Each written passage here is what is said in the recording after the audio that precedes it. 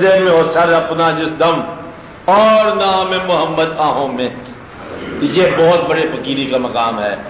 تو اس لیے درویشوں کو جب غم عطا ہوتے ہیں، غم تو کسی شے کا ہوتا ہے، لیکن چونکہ درویش ہوتا ہے وہ شے کا غم بدلتے بدلتے وہ یاد بن جاتا ہے، اور اس شے کو جب یاد بناتے ہیں تو یوں تقدیر آیا کرتی ہے کہ کس کا غم آیا اور کیا سے کیا بن گیا. وہ جو کیا سے کیا بناتا ہے نا، یہ اللہ کا کام ہوتا ہے کہ اب آ گئی ہے فقیری آپ کے گھر میں، کیونکہ غم آ گیا، آنسو آ گئے، فراوانیاں آ گئی، آپ کی راتیں جاگنا شروع ہو گئی، اور آپ کے جو ہے وہ آسمانوں پر، فکر کے آسمانوں پر چراغاں ہونے شروع ہو گئے. یہ چراغاں ہی ہے نا، سبھی سمجھ ہے. آسمان فکر سے تارے گرے، آنکھ برسی اور انگارے گرے. اب یہ انگارے گرتے رہتے ہیں آسمان فکر سے، اور یہ بڑی بات ہے. تو ان باتوں پہ ذرا غور کرو تو اللہ کریم کا بڑا ہی احسان ہوتا ہے کہ اس نے، جس نے غم عطا فرمایا اور جس نے غم کے سامنے سجدہ اطاعت کا کیا، میرا خیال ہے کہ بڑا تیز رفتار عبادت ہے، بہت تیز رفتار عبادت ہے. جس نے قید خانے میں سجدہ کیا اللہ کا، بہت تیز رفتار فقیر ہے کہ قید ہے، سجن، قید خانہ. بزرگوں کو، پیغمبروں کو آتے رہتے ہیں اللہ کی طرف سے، اور اس نے قید خانے کے اندر یا قید میں یا بیڑیوں میں، آپ دیکھو سب سے بڑا مطلب مقام ہے. ایک قصیدہ بڑے بڑے درویش فقیر حضرت امام زین العابدین کی ایک بات پہ فقیریاں حاصل کرتے رہتے ہیں کہ آپ کا مقام جیسے بھی تھا واقعہ زنجیروں میں پابند ہے، قافلہ ٹوٹ چکا، اور کہ امام زین العابدین جس طرح واقعہ تھے، اب وہ تمام غم کی کیفیات سے گزر چکے ہیں. ہر قسم کا غم، ہر قسم کا غم جو پاسبل ہو سکتا ہے. میں کہہ دوں کہ غم جو ہے، غم چھوٹے آدمی کو توڑ دیتا ہے، ٹوٹ جاتا ہے انسان. اور اگر غم میں غم دینے والے کا خیال رہے تو پھر انسان بہت بلند ہو جاتا ہے. آپ کا یہ عالم کہ ایک تو یاد کا اذیت، اور ایک اپنی جسمانی حالت ہے کہ پابند سلاسل ہے. تو وہاں اس حال میں اب دیکھو خیال اس حال میں کیا ہے، آپ یہ دیکھو اس حال میں آپ فرماتے ہیں انلتے یاری الصبا یومن الی ارض الحرم. انلتے مطلب ہے کہ خرامہ خرامہ، یا ریح الصبا، اے ہوا صبا کی، یومن آج کے دن، اس حال میں، اس واقعہ کے بعد، اب سمجھ رہے اس حال میں اس واقعہ کے بعد، انلت یا ریح الصبا یومن الی ارض الحرم وبلغ سلامی روضۃ فیہا النبی المحترم. اور آج میرا سلام پہنچا اس روضے میں جہاں نبی محترم ہے، کہ اس حال میں اندر سلام پہنچا. کہ یہ بتایا جائے گا کہ ہم اس حال میں بھی آپ ہی کو سلام کرتے ہیں، اس واقعہ کے بعد اس حال میں اسلام آپ ہی کو کرتے ہیں. تو اس غم کے بعد اس حالت میں سلام آپ ہی کو ہم کرتے ہیں. جس نے اس حال میں سلام پہنچایا اور وہ پھر اس حال میں پہنچ گیا. تو یہ ایک عبادت کہاں رہ جاتی ہے، عبادت سے کہیں نکل جاتی ہے. کیا ہوا انلت یاری الصبا، اے ہوا یومن الی ارض الحرم، آج کے دن تو پہنچ ارض حرم میں، اور بلغ سلامی روضۃ، آج میں اسلام اس روضے میں بچا، فیہا النبی المحترم، جس میں نبی محترم ہے.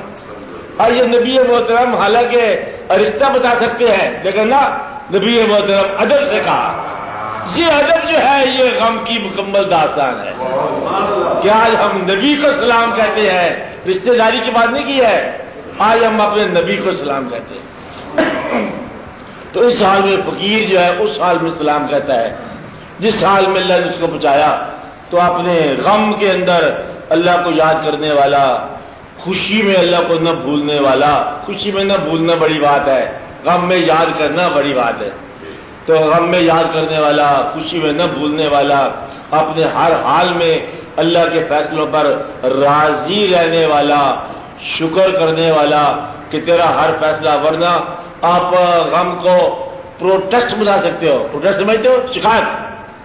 پھر اللہ کے کہتا ہے تجھے میرا فیصلہ پسند نہیں آیا، تو اللہ کے فیصلے پسند نہ ہو تو تم عبادت کیسے کر سکتے ہو؟ کہ اللہ کریم ہمیں یہ فیصلہ بھی پسند ہے، تیرا یہ حکم بھی ہمیں منظور ہے، تیرا وہ حکم بھی منظور ہے، اور اگر غم دینا ہے تو ہمیں غم بھی منظور ہے۔ بس جس نے، کیونکہ ہم اس دنیا کے اندر تیرے فضل کا انعام ہے، اور تیرا فضل جو ہے غم کی شکل میں بھی ہے اور خوشی کی شکل میں بھی ہے، اس لیے جس نے اپنی پیشانی سجدے میں رکھ دی غم کے وقت بہت دور نکل گیا۔ تو غم جو ہے عنایت ازلی ہے، اور یہ بڑے لوگوں کو ملاتا ہے، اور باقی لوگ جو ہے نا وہ غم آیا غم گیا غم چلا گیا، غم بھی زندگی کی ڈش کی طرح کھاتے رہتے ہیں، روتے رہتے ہیں، دل اور کیفیت نہ۔ فقیر کا غم جو ہے نا یہ تقرب الہی کا درجہ ہے، وہ کیونکہ جو موم ہو جاتا ہے دل جب، تو جس دل کے اندر خشیت اللہ آ جائے، خشیت اللہ ہی تو پھر اللہ ہے، خشیت اللہ ہی تو اللہ ہے، اور کیا ہے؟ تو اللہ تعالیٰ کے ساتھ جو ہے وابستگی اس وقت ظاہر ہوتی ہے جب اللہ کا کوئی ایسا حکم آ جائے، آپ کے پاس چٹھی آ جائے طاقتور کی، اور چٹھی ایکسپیکٹڈ نہ ہو، اور پھر کہا اچھا جی آمنا وصدقنا، ہم حاضر ہیں، وقالوا سمعنا واطعنا غفرانک، ہم تو راضی ہیں، ہم ہر حال میں راضی ہیں، کیا لبیک یا دعوت الحق، وہاں لبیک کہہ دیا، کہا کہ بھئی وقت آ گیا تیرے ساتھی کے جانے کا، لبیک، بس وہاں پر ایک مقام ہے، اور یہ مقام یہ زبردستی کسی کو درویش بنانے کا ہے کہ جو شخص ولی نہیں بنتا اس کو ولی بنا دو، اور بیچارہ بننا چاہتا ہے لیکن بننے کی کوئی طریقہ نہیں آتا اس کو کہ کیسے بنتا جاتا ہے، سخاوت پوری نہیں کر سکتا، غریبی کا خیال ہے، جاگ سکتا نہیں ہے، عبادت میں کپچا پکا رہ جاتا ہے پروگرام، تو ولی کی تھوڑی سی حسرت ہے، اس کو پیغام دے کے فوری ولی بنا دی جاتا ہے، ایمرجنسی کمیشن ہے یہ ایمرجنسی ہے، فوری کو ولی بنا دو، غم اس کے آپس آ گیا، غم کے اندر جو سمٹ گیا اور اطاعت میں چلا گیا وہ اللہ کے پاس فوری طور پر حاضر ہو گیا۔ تو اس لیے غم جو ہے اللہ کی وہ مہربانی ہے جو آپ کو فوری ولی بناتی ہے۔ غم میں پریشان نہیں ہونا، غم میں گھبرانا نہیں ہے، غم کو ریڈ کرو، غم کو محسوس کرو، غم تقرب الہی ہے، غم بہت ہی اللہ تعالیٰ کے قرب کا ایک مقام ہے، اور غم میں اگر درود شریف نکلے، غم میں اللہ کی یاد نکلے، سجدہ ہو اور درود شریف ہو، بس سمجھو کہ غم سرفراز کر گیا، اور جتنے بھی سرفراز ہوئے کچھ ہاتھ نہیں آتا بے آہ سحرگاہی، غم کو اپنی پچھلی راتوں میں لے جاؤ، ولی ہو گئے۔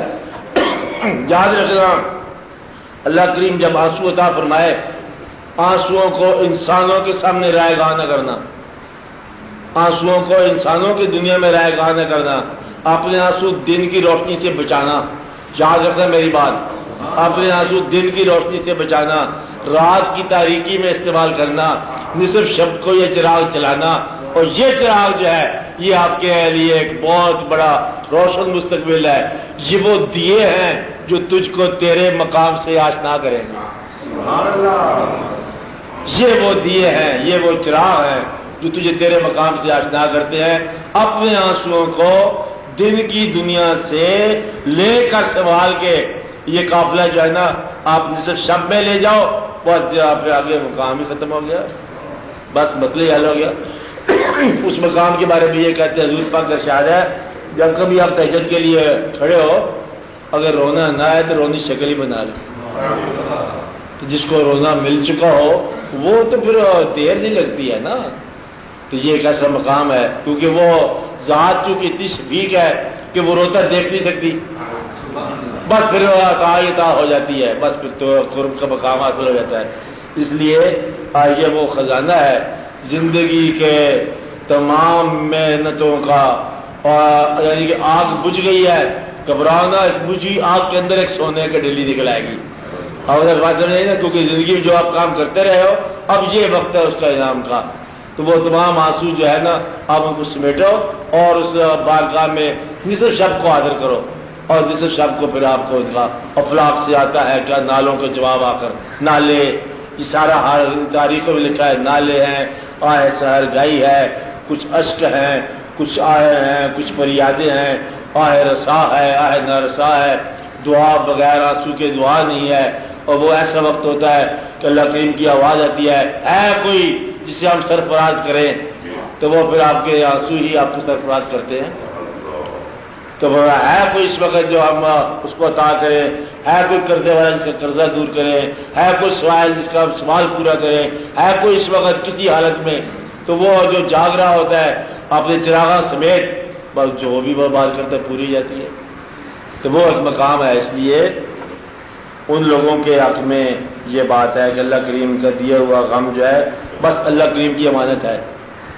اللہ کے غم کو انسانوں کے ہمدردی میں ضائع نہ کرنا، انسانوں سے ہمدردی نہ لینا، کیونکہ انسان ہمدردی نہیں دے سکتا۔ اللہ کے دیے ہوئے غم جو ہے نا اللہ کے سامنے بس۔ تو بچہ جیسے معصوم بچہ ہوتا ہے نا، ماں ہی اگر اس کو مارے تو روتا ہے، ماں ہی کہتا ہے۔ اسی طرح جب اللہ کا ایک بندہ ہے اللہ کی طرف سے غم ملتا ہے تو وہ اللہ ہی کہتا ہے، غم اللہ کی طرف سے ملا پھر اس کے بعد سے اللہ ہی نکلا بس۔ تو یہ خوش قسمت انسان وہ ہے جس کو غم اللہ کے اور قریب کر دے، بد قسمت وہ ہے جو غم بھی ملا تو اللہ سے دور ہی ہے، وہ بد قسمت انسان ہے۔ اس لیے آپ لوگ خوش قسمت ہو، تو آپ اللہ کا فضل ہے، غم اپنے کا بڑا ہی اس کی قدر کرنا یہ اللہ کی بڑی مہربانی ہے، خاص مہربانی ہے۔ اور یہ غم تو آتا ہے، آنا ہے، اس لیے کیا ہے کوئی گھبرانے والی بات نہیں، اللہ تعالیٰ اپنا فضل کرے۔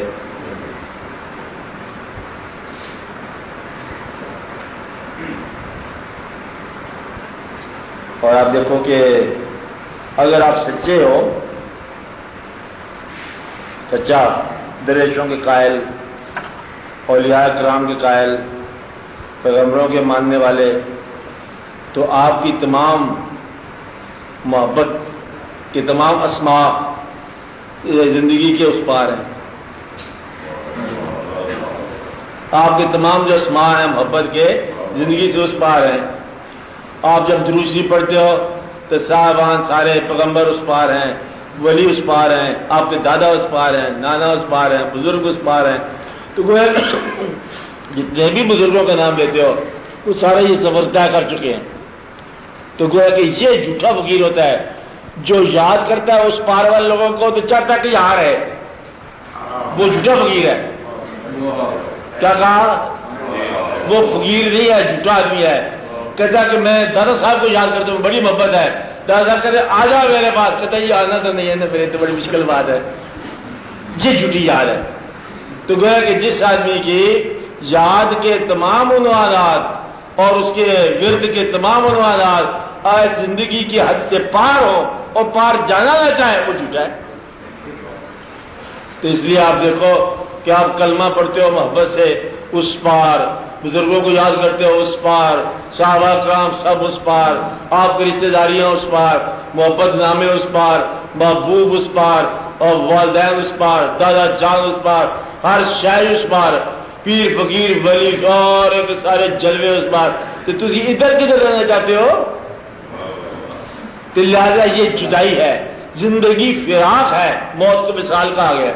انہوں نے زندگی کو فراق نہیں کہا، موت کو مثال کہہ کے زندگی کو فراق ہی کہہ دیا، لیکن زندگی کو فراق نہیں کہا۔ کمال سے ہے، جس نے موت کو مثال کہا اس نے بڑی کمال کی بات کی ہے۔ موت مثال ہے، اس مثال کا فراق کیا ہے؟ یہ تو مثال ہے، فراق کیا ہے؟ کہتے بھئی یہ پتہ نہیں کیا ہے، تو فراق تو زندگی ہونا چاہیے۔ انہوں نے کہا زندگی فراق تو ہے لیکن اس فراق میں بھی مثال ہوتا رہتا ہے، کمال سے ہے۔ اس لیے موت مکمل مثال ہے اور زندگی میں مثال ہوتا ہی رہتا ہے۔ اس لیے زندگی کو فراق نہیں کہہ سکتے، زندگی داستان ہے الفراق کی، لیکن اس میں مثال ہوتا ہی رہتا ہے۔ تو لہٰذا زندگی میں گاہے گاہے مثال ہوتا ہے، موت میں ہمہ وقت مثال ہوتا ہے۔ اس لیے موت کو مثال کہا ہے اور زندگی کو فراق نہیں کہا، حالانکہ فراق ہے۔ اس لیے نہیں کہا کہ اس میں آتا رہتا ہے. تو یہ بڑی احتیاط سے مثال کا لفظ کہا ہے موت کو، زندگی کو فراق، تاکہ سمجھ آ جائے کیا ہے. تو اللہ کریم کے بڑے احسانات ہیں. اور ہم لوگ جو ہے، ہمارا تو مسئلہ یہ احسان ہے کہ خوشی آئے اللہ کا نام لو، غم آئے اللہ کا نام ہو. تو بندہ مر گیا، کیا کیا گیا؟ اللہ کا نام